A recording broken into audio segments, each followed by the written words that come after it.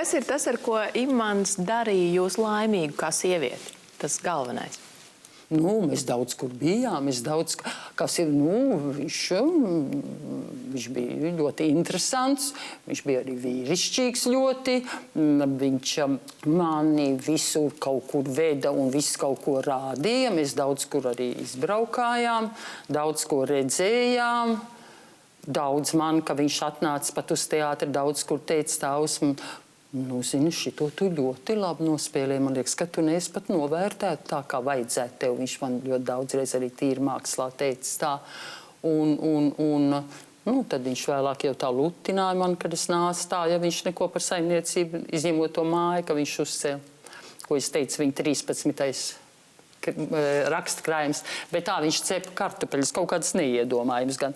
Bet, kāpēc? Viņam patika sacept visu brūni, es jau tā pareizēju, man tā kā likās, bet viņš tā sacept tādus tā kā melnus, sīpolus un visu, un tad viņš arī pielika tur neiedomājums lietas klāt, kas nedarījās pēc tiem ceptiem kartupeļiem, un tad viņš uzlēja pienu, lai tā mīkstāk viss būtu.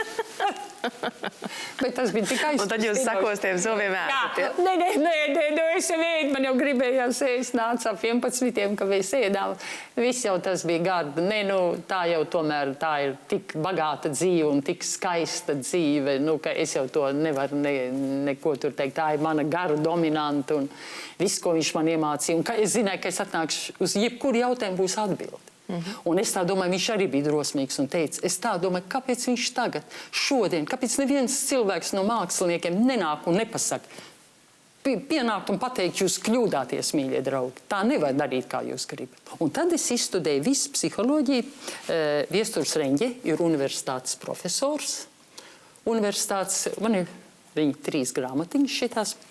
Un es gribētu redzēt, parādīt, kā viņas ir sastrādātas.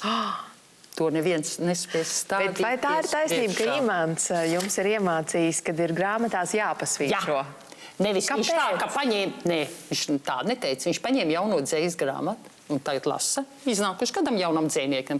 Lasa. Nedara. Izsvītro. Pār lapu. 2 lielus švīks par lapu. Nākamo laps. Un tad viņš liek krustiņu, tādu mazu bumbulīti, riņķīti. Tas ir labs. Nākamā. Pilnīgi grāmatai pāri. Jā. Jo parasti saka, tāds grēks grāmatā rakstīt. Jā, bet tā ir mana darba grāmatas. Jūs varat šitādi iedomāties, kāda viņa ir. Tā, paskatāties, viņa tā visa. Viņa ir izstudēta līdz pēdējai lapiņai, te jau ir viss tas zeltenais nobiris un nokritis.